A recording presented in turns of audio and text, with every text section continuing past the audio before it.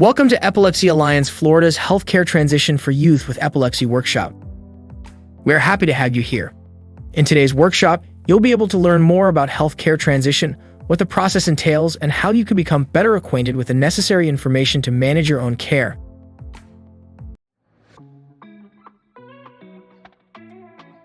Hi, my name is Bridget. I'm 22 and I've had epilepsy since age 6. A few things that I wish I knew before I transitioned to the adult healthcare process was how to make my own doctor's appointments and how to order my own medication, as well as making sure that they're up to date. When you call to make your own doctor's appointment, it's important to know the simple things, such as where your doctor is located, the name of your doctor, and the office's phone number. It's good to have the office's phone number saved in your phone for the next time you have to make any appointments, or for if you just ever need to contact the office.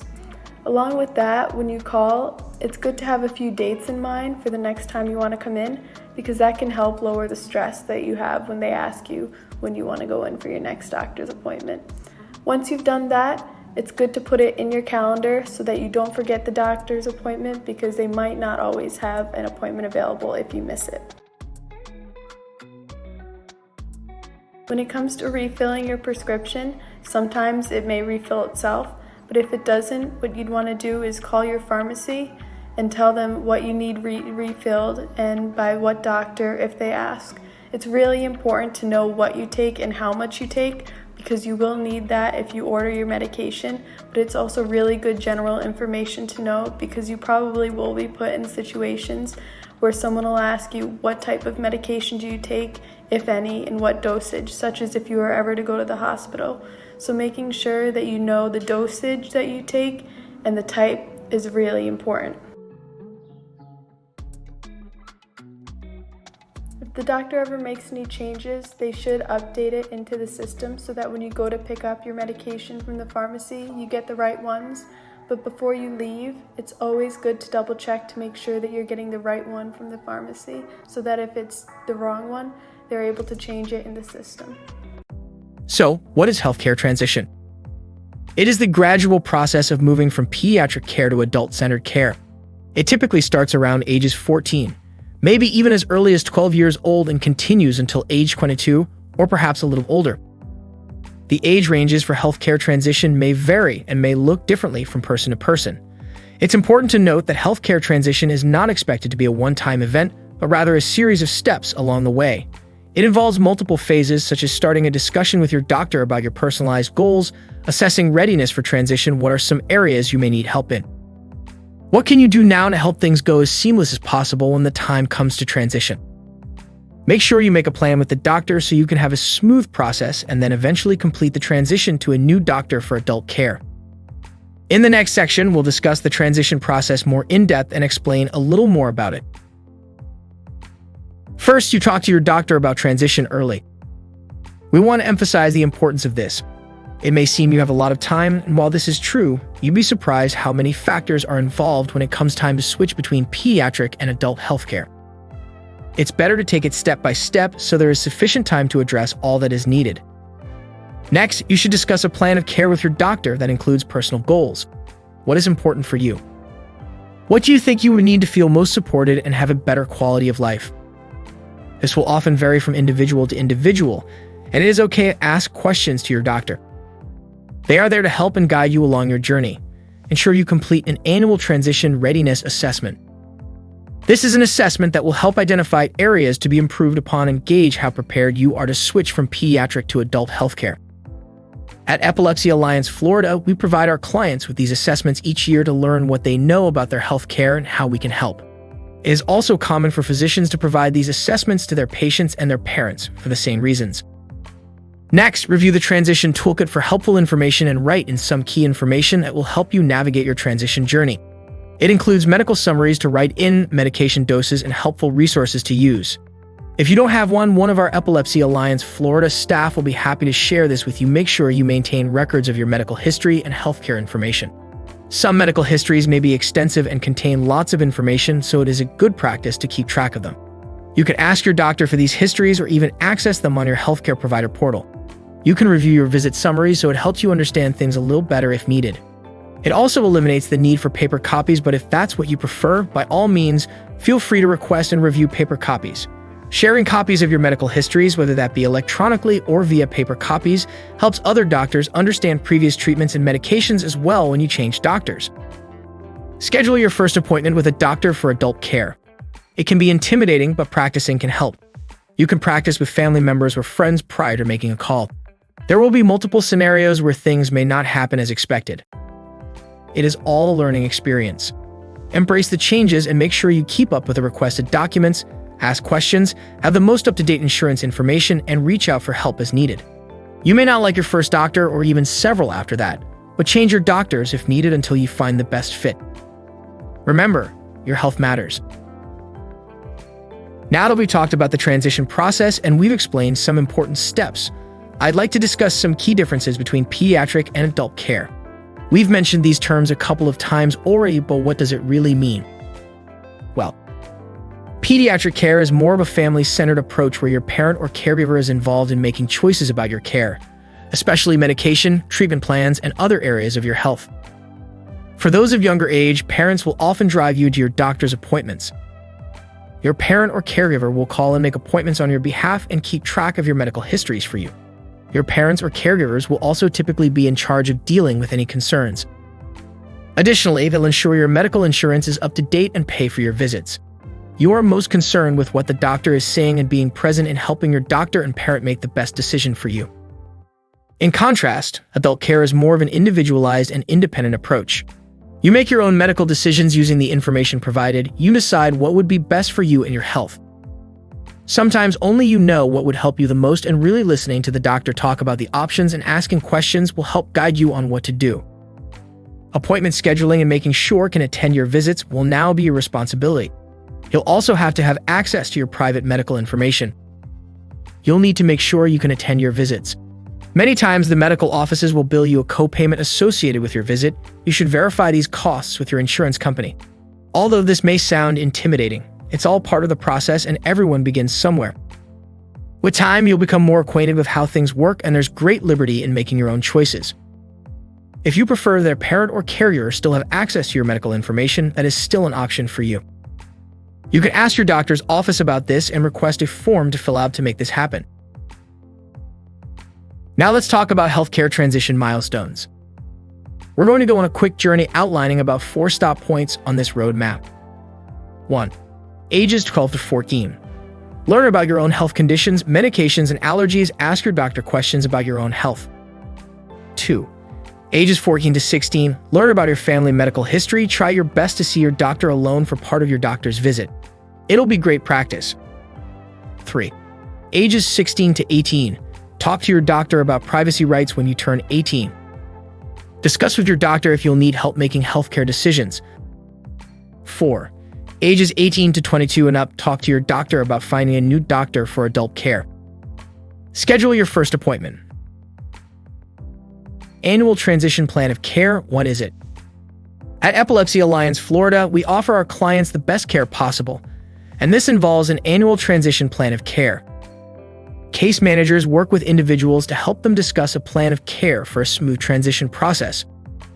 This includes many areas such as health insurance, medical care, education, employment, housing, community resources, and transportation. Some people may find themselves needing transportation, and we are here to help with that.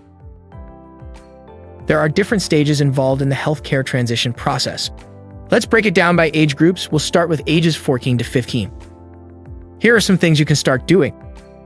As seen earlier in the roadmap, at this stage you can start learning what your allergies are, medications, and even your family's medical history, which helps provide some insight into your own health. You can start practicing carrying your own health insurance card. You never know when or where it'll be needed. If you prefer, and perhaps this may be best as you begin to get comfortable carrying a card, is to instead have a paper copy of your health insurance card before actually carrying your actual card. This way, if for any reason you lose the paper copy, you or your parents still have the actual insurance card. Make sure you upload your medical ID on your cell phone or have a medical ID bracelet in the event of an emergency. The medical ID is helpful for first responders to know your medical condition. Transition readiness assessments should be done on an annual basis. Both you and your parent can take it and discuss with your doctor to help gauge what you know about your health, such as medications, asking questions, and more. Practice making a doctor's appointment and ordering prescription refills with friends or family. This will help you feel more prepared when you're expected to do these things on your own. Begin to see the doctor alone for part of the doctor's visit to help gain independence in managing your health and healthcare. From ages 16 to 17, this may look a little different as you start doing things that are more independent. For instance, you can start making your own doctor's appointments, seeing the doctor alone, and really homing in on what questions you have and what answers you'd like to receive. You can even begin refilling your own medications, because you're close to the age of 18. It's important to ask your doctor to talk with you about privacy rights when you turn 18. Work with your doctor to make a medical summary. Nowadays, medical summaries can be sent electronically to the doctor's office via fax when needed, but it's also good to have one for yourself. Here's a sample question you may ask your doctor. Can I work with you to prepare a medical summary for me, and if needed, a plan for what to do in case of an emergency? Start discussing with your parent or caregiver about the age you want to transfer to a new doctor for adult healthcare. The ideal age may be 18, but different factors may impact this, so it's good to talk to your doctors about it so a plan is made. You can also talk about any set goals you'd like to achieve or specific areas you'd like to work on. Do home tasks and add in some additional responsibilities. This will help you become accustomed to things on a day-by-day basis and makes it less difficult in the long run. Alright, so you hit the milestone of 18 years of age. What's next? At 18, you are now responsible for your care. At this point, most parents or caregivers cannot access your medical information or be in the doctor's visit unless you provide consent for it. Make sure you have health insurance coverage. If you're under your parents' health insurance, most plans will cover you until you are 26. Between visits, medications, and treatments, costs can soar high. Make sure you have a plan in place to transition to adult care. At Epilepsy Alliance Florida, we have healthcare navigators that help people enroll in medical coverage, and they can certainly help you too. Start the process of finding a new doctor for your adult care by having a discussion with your current doctor. They can provide recommendations and insights into suitable doctors who specialize in adult epilepsy care. Ensure that the new doctor accepts your health insurance to avoid any financial difficulties. Have your current doctor update your medical record before transitioning to adult care. These records contain crucial information about your epilepsy diagnosis, treatment plans, and medication history. You can have medical records be sent to your new doctor. Additionally, it's important to keep a personal copy of your medical records for your reference in emergencies. Take the initiative to call your new doctor's office and schedule your first appointment.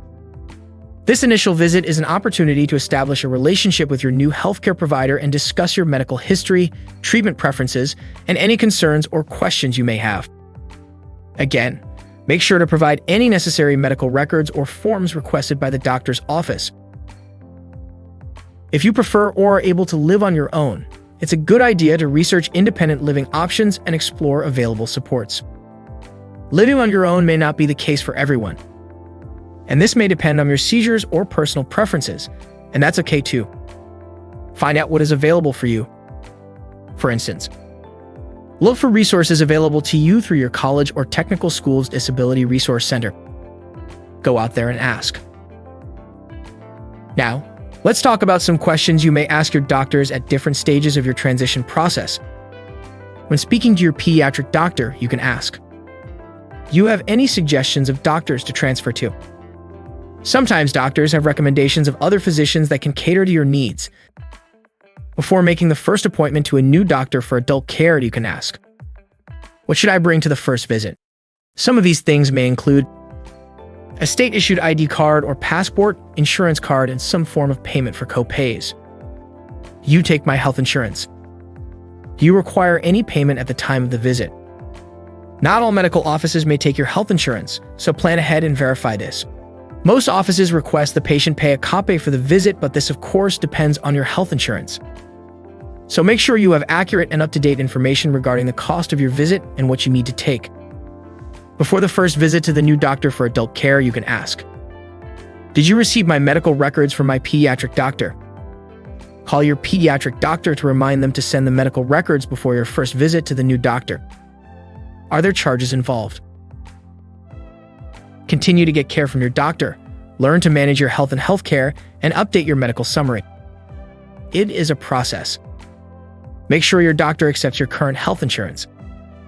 If you don't have insurance, you can call our navigation department to see if they have options that can help you. If you're a college student, make an appointment at your student health clinic to consult with healthcare providers. Costs will vary, so double-check and inquire with them as well. Congrats, you're ready to transition. Here are some benefits of doing so. You'll hopefully have better seizure control. Successful transition will provide overall health improvement, which will include mental, emotional, and physical benefits. You'll have an improved ability to manage your own epilepsy well and healthcare in general. Thank you for attending our Seize the Future webinar. Please make sure you download our Seize the Future magazine. If you'd like to reach out for further information, feel free to contact any of the members below. Monica Gonzalez